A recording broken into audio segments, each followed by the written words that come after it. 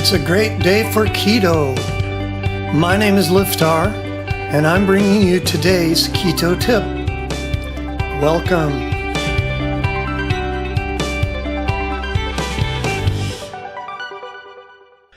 Today's keto bite, batch cooking in keto. Keto works like magic when done properly. Your body has to have specific nutrients in a specific balance to stay in ketosis. Your life is probably not neat and in a little box. There will be times you'll be in a rush that you forgot to make something. Things come up. If you don't have the right food handy when you need it, you're much more likely to grab something. That something you grab may not be keto balanced. Batch cooking is one way to turn your kitchen into a keto-friendly, stress-free zone.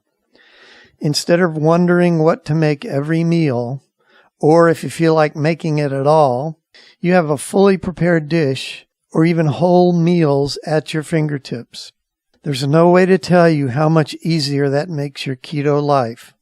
You do have to plan one day a week or one day a month or however you want to do it and just get all your cooking done.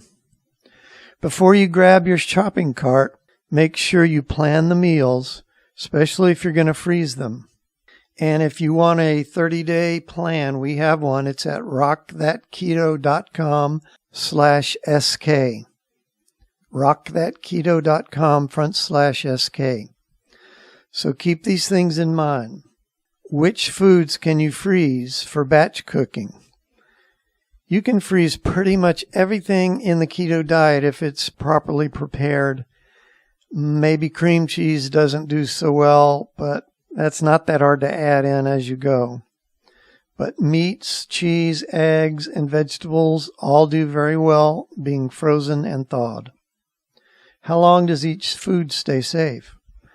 Veggies will last for months, up to 7 or 8 months. And they don't really go bad. They just start tasting funny. Soups, casseroles, and stews, things that are blended and cooked, will be safe for around 3 months. Most meats and seafoods can be frozen up to 3 months. So remember, with the meats, it's actually a health problem if you go too long. So for that reason, you want to make sure you label everything. Put the ingredients, put what the dish is, put the date you froze it. You want to eat the older things first so that you're rotating the food and keeping the freshest food first. If you're just putting things in a baggie, just mark with a magic marker. If you're using reusable bags, you can use painter's tape that you can write on the tape and not the bag, and then you can reuse the same bag over and over. Freeze the food in meal-size portions. Food is not good when it's frozen and unfrozen a bunch of times. Many of the food items can become dangerous. So try to put in the food into the meal size as you will eat it. So if you eat 1 cup of soup, then just freeze 1 cup of soup. That way, when you defrost, you only defrost what you eat. And this also, again, makes your life a lot easier. You don't have to handle the food all over and over again. Think about buying a vacuum sealer. Vacuum sealers have been around forever. You've seen ads for them. They tend to help your food from getting freezer burn because they take the air out, which contains a lot of moisture. And they tend to keep your food fresher longer, just for other reasons also. But they're not necessary. You can just use baggies.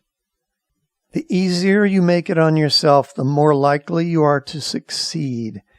If you can grab a fully cooked meal with a 1-minute notice, it will keep you from grabbing a snack that may not be up to your keto standards.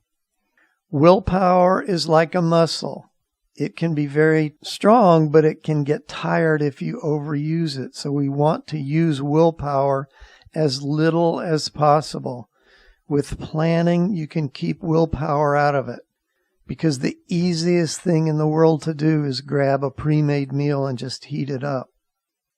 And that's today's Keto Bite. If you enjoy these bite-sized tips, then come on over to rockthatketo.com and sign up for fabulous recipes, how-to tips, and inspirational stories of people who have lost weight or gotten healthy for the first time in their life.